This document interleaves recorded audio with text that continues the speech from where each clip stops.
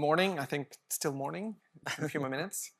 I'm Alex Kolmakov. I'm a venture capital M&A partner at DLA Piper in London here. DLA Piper is a global business law firm. We often work on various transactions spanning cross-border, acting a lot of transactional work for investors or investee companies in 40 different countries. I personally tend to do transactions that involve English law, US law, but acting for investors or investees from different parts of the world, whether that's Middle East, Africa, Asia, US, you name it. I'm here with Lukasz Garbowski from BTV Ventures in the venture arm of British American Tobacco. Good to have you here. Just a quick intro about Lukasz. He is a chief investment officer at BTV. He previously held a corporate development and M&A role within the organization, and a few more years, and then you're going to be one of the titans, as has been announced. So yeah, thank you. So now Lukasz is overseeing all the investments at BTV, which is investing out of some second fund. Now, turning Lukasz to you, please, can you introduce BTV Ventures? It would be good to hear from you, kind of what you think differentiates you from other CVCs. What kind of makes it, special? How do you operate? Kind of what's your role is as the chief investment officer? So thank you for an intro, guys. Thanks for being here. And I echo what Alex said. Please feel free to ask questions to make it more interactive. But as a starting point, so BTV Ventures, as Alex said, CVC of British American Tobacco. We started in 2020 with Fund 1, which was £150 million. And most recently, late last year, we launched Fund 2, £200 million. Interestingly, we are not investing in the core operations of our parent. Now we'll get back to that. We have made probably 40 investments over past 6 years, still have around 20 investments active. Whole team is based here in London, so shout out to the guys who are in the room, and please do find us, speak to us during the networking sessions. Our investment thesis is built around 3 areas of focus. So one, we are investing in consumer space and predominantly in what we call wellness and stimulation. So the example of that would be energy drinks, functional gummies, chocolates, so the products that are brands that have mood modulation benefit. The second space is technology, but technology more in the context of how we can help and improve operations of the corporate. So think about logistics, digital marketing, where BET operates. And the third one is sustainability. And again, sustainability more in the context of what's relevant to our corporate parent. So example would be sustainable packaging or climate. And on climate, shout out to one of our portfolio companies, Carbon 13. Nikki, CEO of Carbon 13, is in the room. So please find Nikki, wonderful fund and the CEO. Perhaps on what I think differentiates us, I would stress 3 points. So one is that we are transformative CVC. So a lot of the CVCs are helping the corporate parents advance the area of operations that the corporate kind of specializes in. What makes BTV different is that we are helping our corporate to transition away from the core product proposition. And there is a reason for that. BET has defined a strategy or a better tomorrow strategy as to how over time BET is going to migrate the kind of old product proposition towards what we call new categories. And the mission of BTV is to help with that premise. The second one, which I would stress, and it's probably also learning from Fund 1 to Fund 2, is that we have defined ourselves as strategic first CVC. It's not to say that we are neglecting the financial side of the corporate, but equally, we are trying to be very mindful that corporate venture capital, there is a reason why corporate is in this name. So we are trying to be strategic first, And then the third aspect, which is probably worth stressing, and it's also new to us under Fund 2, we are trying to be very closely linked with our operating units across the globe. So BAT has operations in 180 markets around the world, and we are trying, based on this strategic premise, we are trying to work very closely with our end markets. Example of that would be that we have just launched Be Tomorrow Ventures Brazil, which would be our startup ecosystem hub in that part of the world. Thank you. Lots of questions to follow up on that. So when you're talking about the transformational projects and that what BTV's role is to kind of transform BAT, is there how's that measured? Like, is it kind of time to measure it now? Is it still kind of more like 10-15 year plan, so you're kind of at the start of it? Is there any input that you get from the mothership, so to speak, where they tell you, listen, it's good that you've been investing into these companies, we need to see results, or is it just not there yet? Interesting. So I would say there are two aspects to that. So one is the one led by the corporate. So the corporate set up an ambition. As I mentioned, it's called for us a better tomorrow, where significant portion of BAT's revenues should transition towards what we call new categories, so away from the core product. So part of our success and how BTV is measured is how do we contribute to that. We are trying to be very thoughtful to educate the corporate that it's very difficult for the corporate venture capital unit to make an impact in year 1, 2, or even 3. Venture capital is more long-term game. So in that aspect, we are investing in technologies that might help BAT achieve the ambition, the corporate ambition, probably over 5, 10, 15 years. So that's one element. The second one is the experiment, what I would say, is how BTV is helping BAT expand into completely new revenue stream. So the whole area of what we call wellness and stimulation, which I explained to you guys, it's investing in functional food products. It's completely new to BAT, right? There is a hypothesis that perhaps over time, BAT can leverage its operations, so supply chain, trade marketing force, presence around the globe, to effectively enter completely new consumer category. And BAT started doing this organically. So I think 2 years ago, BAT launched a product called Right, which is an organic development. It's a functional drinking shot. We have launched this product in Australia, Canada, and the US. And we as BTV, we are supporting objectives of the group in generating new revenue stream by complementing the right proposition, so the organic proposition, with investment in our portfolio companies.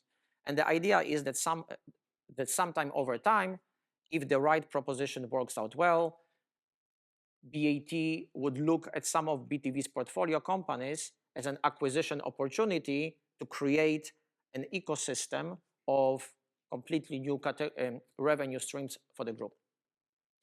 Interesting. Just kind of picking up on this last point when you're talking about, the companies are, potential targets for an acquisition. How much of that really transpires into the deal terms or conversations that you have with the, the founders? There could be, bit of a contentious point, I would say. Not every founder wants to be necessarily acquired or be told, like, we're investing into you, but you kind of, locking yourselves into us because we, kind of investing into you because we really want to, or it's more of kind of, subtle and, it's kind of out there, but not so much that, being imposed. So you can, be competitive essentially. Yeah. So it is more subtle. And I think that Henry from eBay, when he was asked as to what kind of restrictive provisions they are putting, he said he tries to shy away from any of those. We do too. So I think that there is a recognition that in our vision, some of our portfolio companies might be acquired by the corporate. And probably the stress is on the word might. So it's very difficult also to commit for the corporate what's going to happen 3-5 years down the line. So we are very conscious of that. And equally, we do not really want to limit our portfolio companies when it comes to growth or exit opportunities. So the compromise that, for example, we have worked out is that we would not ask for any of the right of first refusals. Those are two prohibitive terms. We would ask for the right of first notice, right? Which is perhaps not as limiting as right of first refusal, and is workable on both ends, right? And to your point, Alex, as to whether it's a contentious point for our portfolio companies, what we have learned is that as long as the provisions are not too restrictive, actually some of our portfolio companies like to have that optionality. It actually might ironically sometimes create competitive tensions, right? That they can go to other parties because we are not prohibiting them from that. And they might say, look, we might have an interest, something a bit more tangible from that corporate. Are you interested? So it actually can work both ways. Right, interesting. So you mentioned you kind of work quite closely with your operating unit, or the mothership.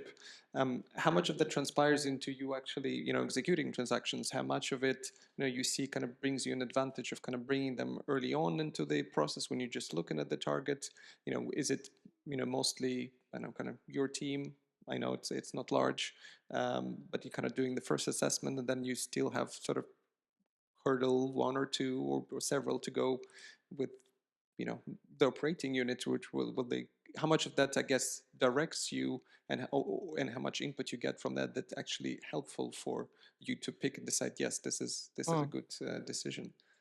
So that's actually one of the good learnings for us from Fund 1 to Fund 2. And for those of for those of you in the room who are working in the CVC space, I would actually really encourage to leverage to the extent possible the power of the corporate. So what we have learned under Fund 1, we have done a lot of scouting and deal origination from within the fund, and that has worked out well.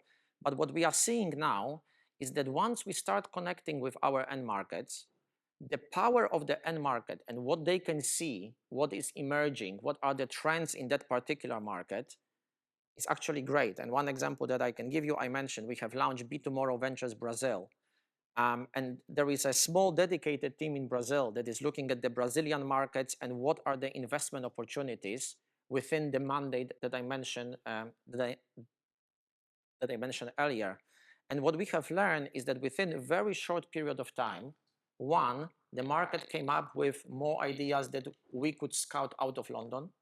And two, which is also very important, building relationships with the startups is not overnight activity, right? And by having a dedicated team or some support from the end market perspective, helped us in a much more efficient way to establish reputation, build credibility with the startups. I mean, imagine that there is still a little bit of the question mark that the big tobacco is approaching protein snack startup because they want to invest. So those conversations, what we found, are very useful, and leveraging the power of the corporate, I think actually is very useful when it comes to the deal origination. That actually nicely leads to the next question I wanted to ask you, kind of leveraging the power of kind of corporates, and would you have, an example or two, or, where you've seen that, being part of a corporate venture arm, essentially part of a large organization, kind of helped take a specific portfolio company to another level, or, help them advance, whatever they're developing, or actually there's been a transformational benefit for BAT? Yeah. So perhaps two examples that I would mention, and again, I think it shows that when CVC done right, i.e. connecting the CVC unit with the corporate and startups, can be actually a very powerful tool. So one example would be what we did. So we made an investment in Brazil in protein snacks startup.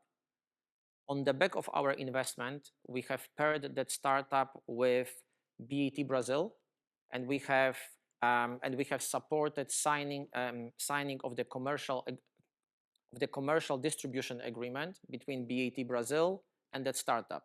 So what happened, not overnight, in some phased manner, is that BAT Brazil started distributing on behalf of that startup. So for startup, obvious win because of the distribution and revenues. For us as a fund, also a win because our startup is doing better. And for our corporate, also a win because of the strategic rationale that we are testing this whole hypothesis as to whether BAT can transform into something else. Another example in the different space, so we have invested in the startup called Parallel Dots. They do AI-enabled image recognition that our trade reps sort of could go to the store, take the picture, and the picture tells them whether the planograms are adhered to, whether they are out of stocks. When we have invested, Parallel Dots was only starting cooperation with BAT and trying to pitch for the business. After our investment, and by kind of leveraging the corporate venture capital unit, they are now present in business with BAT in, I think, 16 or 17 markets. It does take a lot of time, I must say. So navigating the corporate and trying to enable those relationships can be measured in months, if not in years. But if done successfully, can be very powerful. Thank you. Any questions from the audience before I ask my last question?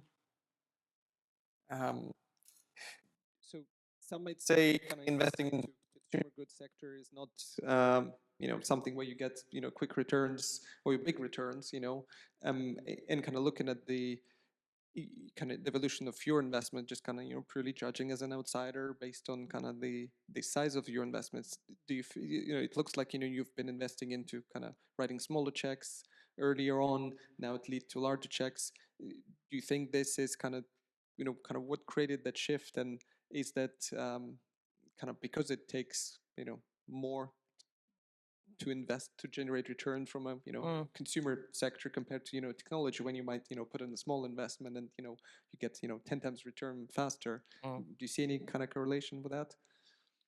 So the shift, and again, speaking about learnings from Fund 1, so the shift was more driven by the strategic reasons.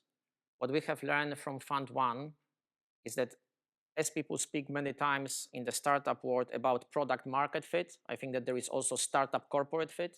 And what we have learned is that the smaller startups not ready for the corporate. So if the whole idea is invest and then help that startup grow by leveraging corporate, there needs to be a common ground between the startup and the corporate so that they can help each other.